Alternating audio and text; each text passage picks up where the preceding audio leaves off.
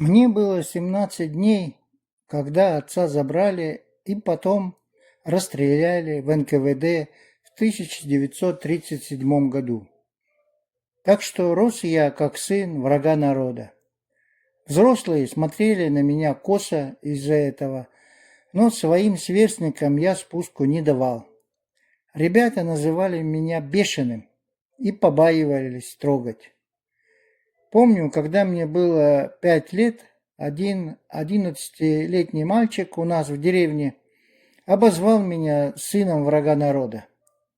У меня тогда все перед глазами как бы заплыло в тумане. Я взял палку и стал бить его. И бил до тех пор, пока он не упал и не заплакал. Потом я смотрю, он в крови, ребята все вокруг рассыпались, молчат. Он встал и убежал домой, и вскоре из дома выскочил его пьяный отец с топором. Я скорее бегом к себе домой, забежал на кухню, спрятался под кровать. Слышу, как его отец бегает по деревне и кричит: «Убью, если увижу этого ублюдка врага народа». Так что рано я понял, что отца у меня нет.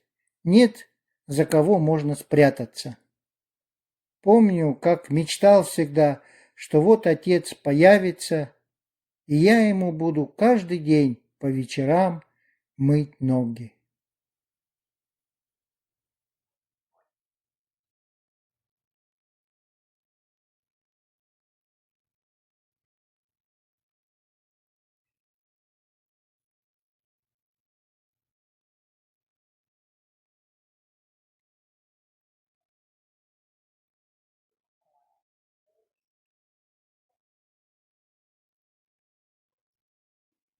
Однажды на развалинах старой церкви, которую сожгли коммунисты, я нашел деревянную икону.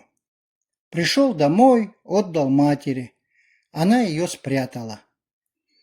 В то время верить в Бога было запрещено. Но я так скажу. Я всегда верил, что есть в мире добро. Я его видел.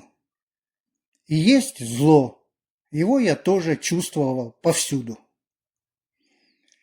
И человек должен что-то из двух выбрать и жить с этим. А в церковь, попов я никогда не верил. И в коммунистов я не верил. В свое время в партию я вступил, так как раньше в капиталистические страны допускались только члены партии. А у меня была поездка на Олимпиаду в Монреаль. Это было конкретное дело – Олимпиада. А коммунизм, Бог – это все вещи непонятные. А люди эти понятия проповедующие или фанатики, или лжецы. Я так понимаю. Если веришь во что-то, верь и живи по вере. А других людей не трогай, не суди. Но таких людей я редко встречал в жизни.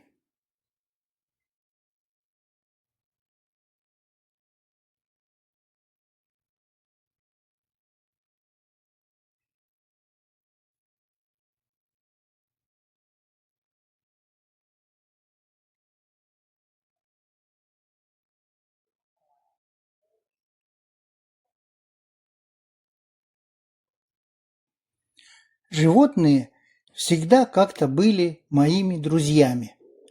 У нас, помню, бычок был черный. Я на нем ездил, как на лошади. Он вот так голову опустит, я сяду между его рогов. Он осторожно так голову вскинет, и я перелетел на его спину. И поехали. Однажды он не рассчитал, и я перелетел не на его спину, а через забор. Хороший был бычок. Потом поросенок был, очень умный. Он все время с нашей собакой бегал. Они даже вместе спали в конуре и ели из одной чашки. Я на нем тоже ездил верхом, а потом устраивал целые соревнования прыжков через барьеры.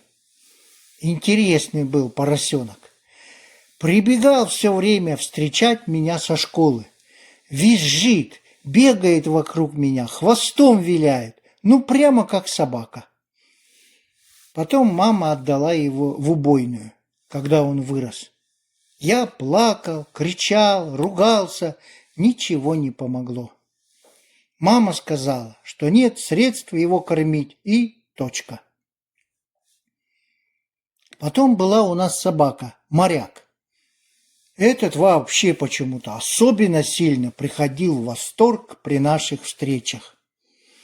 Мама рассказывала, что хотела даже его пристрелить, когда я уехал учиться в Абакан. До того он замучил ее своим скулением. Но я на всю жизнь запомнил нашу встречу с ним после моего приезда из Абакана. Приезжаю на станцию, иду домой, и вдруг вижу, ко мне бежит моряк. А до дому-то километров 10 будет. Как он меня учуял, до сих пор остается для меня тайной. А на лошадях я особенно не ездил. Я у них только хвосты обдирал для удочки под леску. Однажды слишком сильно, видать, дернул за хвост, и конь меня так легонько легнул, но этого мне хватило, чтобы перелететь через забор. Но рыбалку я любил до ума помрачения. Целый день мог ходить по реке. Вечером принесу ведерышко с хариусом. Мама сделает уху или зажарит на сметане. Объедение.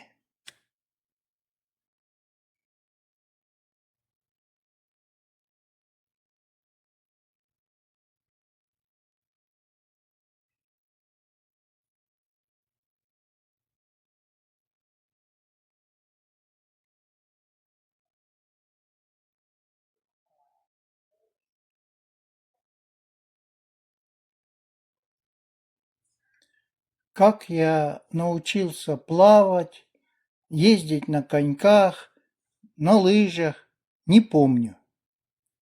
Но думаю, что все это заслуга моего деда Захара Дмитриевича Астанаева. Он жил с нами, заменял для меня отца. Он сам мастерил для меня с малых лет коньки, лыжи, игрушки. Он же научил меня делать бумажного самолета в виде ласточки. Я уже пошел в школу, когда дед умер. Я так сильно долго плакал, почти 2 недели, что мама испугалась за меня и поехала в другую деревню и привезла оттуда брата младшего дедушки, Масле Ака. У него была такая же густая борода, как и у дедушки, но только не седая, а черная. И вот я помню, как меня он взял на руки, и я зарылся головой у него в бороде.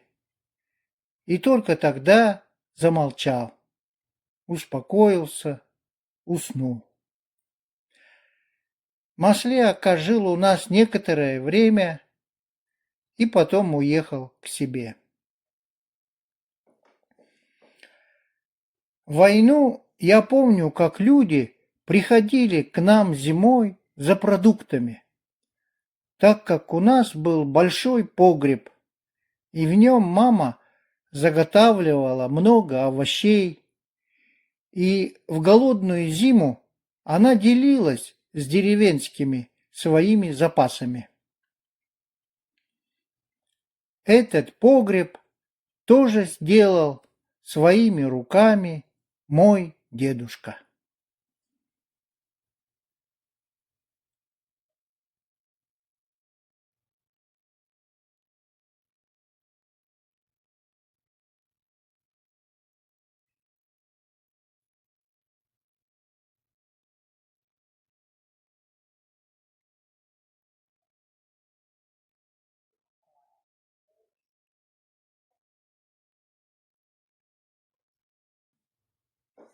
Потом, помню, жили мы в Малой Сее, а учиться ходили в Большую Сею. А в Малой Сее все говорили только по-хакасски, а в Большой Сее все говорили только по-русски, хотя все были тоже хакасами. И вот каждый раз, когда мы возвращались из школы домой, мы идем и разминаемся, так как знаем, что нас на дороге поджидают обычно на мосту русскоговорящие большесеевские. Иногда дело разрешалось только борьбой, куресом. Там все было по-честному. Ну а чаще всего шла просто драка. Причем нас всегда было меньшинство, и мы были маленькие, поэтому домой мы приходили с хорошими синяками. Но ничего, не унывали, потому что вспоминали, кто что успел натворить с неприятелем. Был у меня хороший друг, Сашка Федосеев. Был он русский, но вырос среди хакасов. Говорил по-хакасски и, главное, считал себя еще настоящим хакасом. Вот в основном из-за него у нас всегда были стычки с русскими ребятами в клубе, потому что он как увидит какую-то несправедливость, так сразу подбегает, бьет кого-нибудь и кричит потом: «Бей русских!».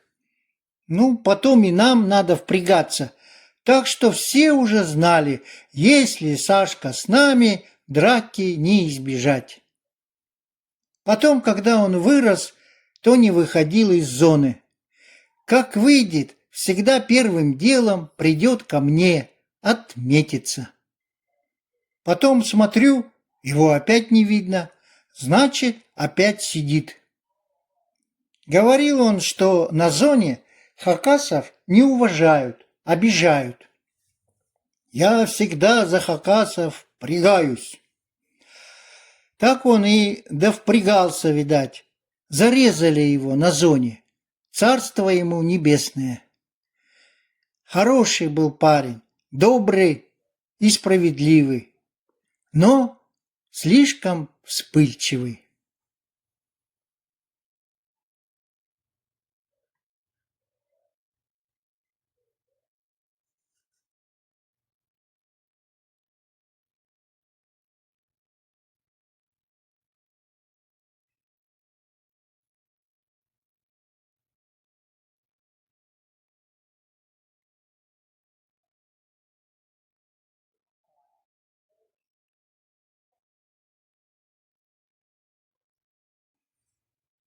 После ареста папы мама поступила учиться на курсы трахоматозной сестры, а до этого она работала в районной больнице в хирургическом отделении медсестрой.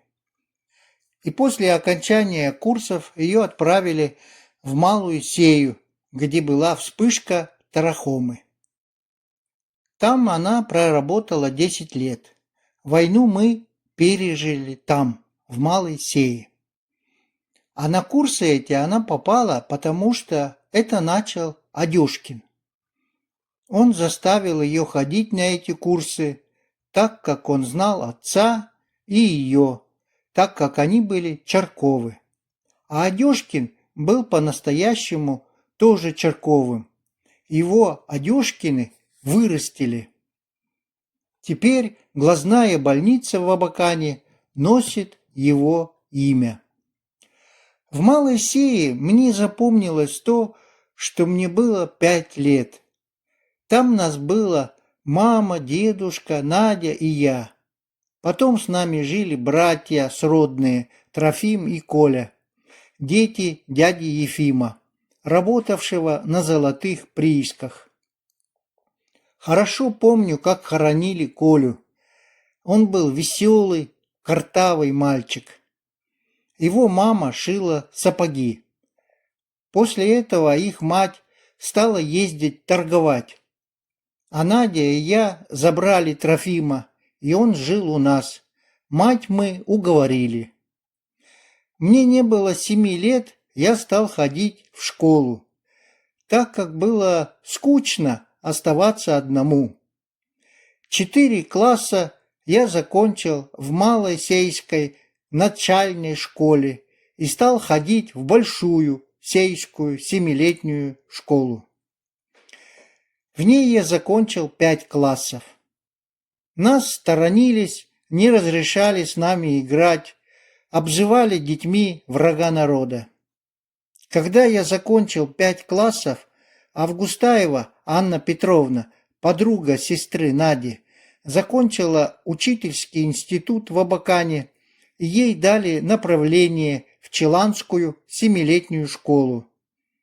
И она по просьбе матери взяла меня к себе в 6 класс в Челаны.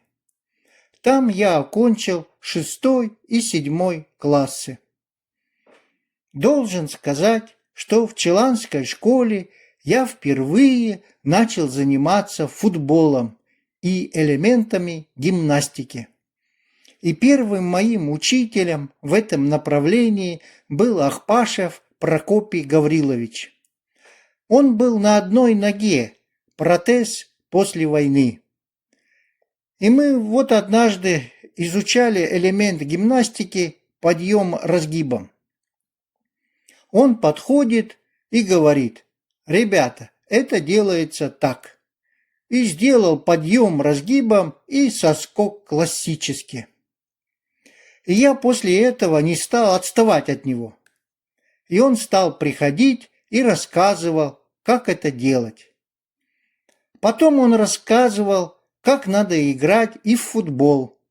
Оказывается, он был выпускником физкультурного техникума в Красноярске.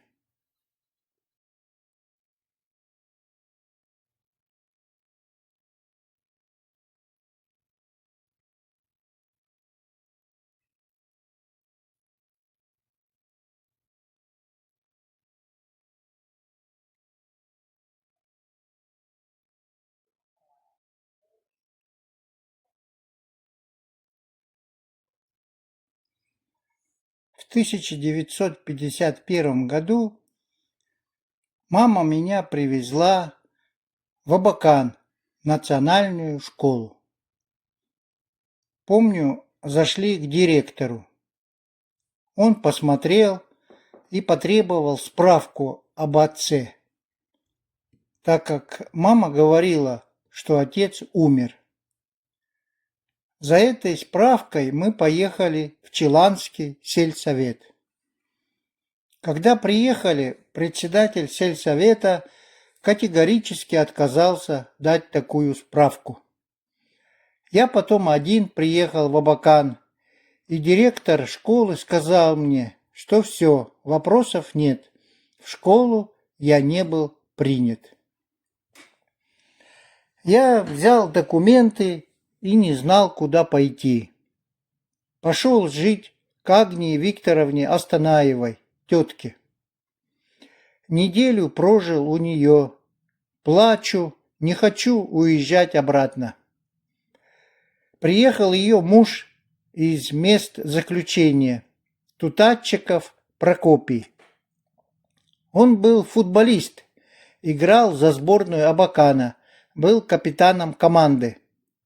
Они избили милицию командой, и всю вину он взял на себя. Отсидел в тюрьме 5 лет. Он пил, ругался с теткой.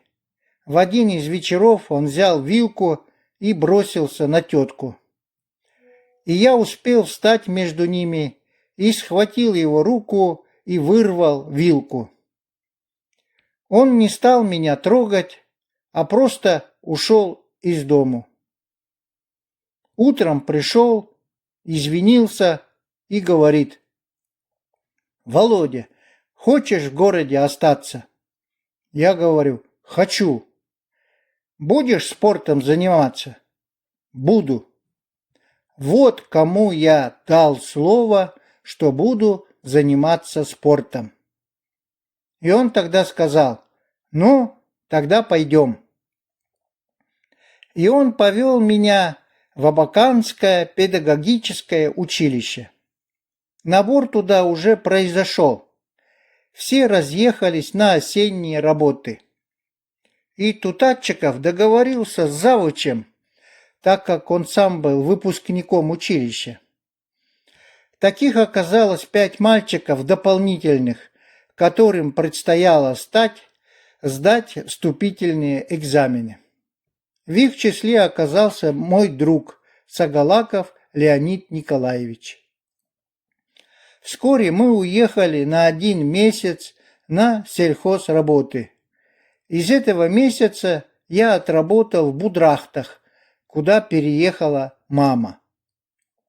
Друзья стали уговаривать остаться в Таштыпе, в средней школе. И я стал куролесить перед мамой.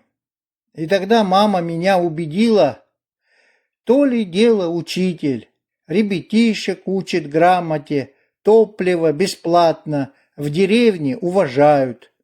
Так она говорила все время, когда я просыпался и засыпал. И я запомнил ее слова. И я решил учиться ехать в Абакан.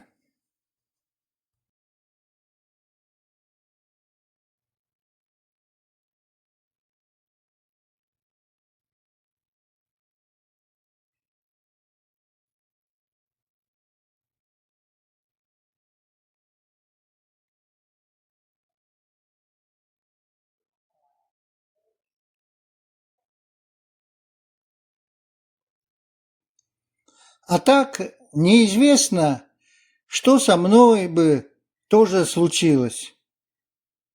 Я, когда поступил в Абаканское педучилище, не знал еще, стоит ли ехать в Абакан или остаться в деревне.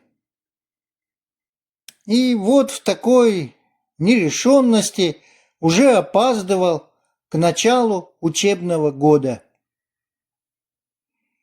И тут вдруг однажды из другой деревни, где жили лесорубы, пришли 5 подвыпивших мужиков и стали наводить порядок в нашей деревне.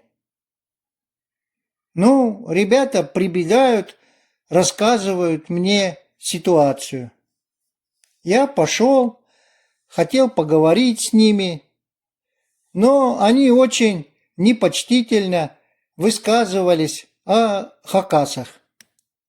И вот тогда у меня опять кровь бросилась в голову. И я всех 5 просто до беспамятства избил.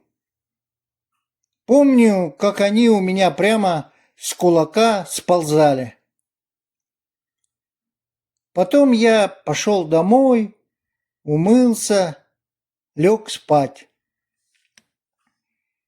Вдруг среди ночи опять прибегают ребята и говорят, что эти русские мужики очухались, сходили в свою деревню за подмогой и с ружьями рыщут везде, ищут меня по деревне и угрожают убийством. Что делать? И вот тут я вспомнил, что сейчас со станции будет проходить товарный поезд, следующий на Абакан. Я быстро оделся, написал письмо матери, что еду учиться в Абакан, и бегом на станцию. Заскочил зайцем в двигающийся поезд и доехал до города. Вот так решилась моя судьба. Так что, я думаю, есть у человека свои какие-то звезды, которые прямо-таки толкают его к его задаче.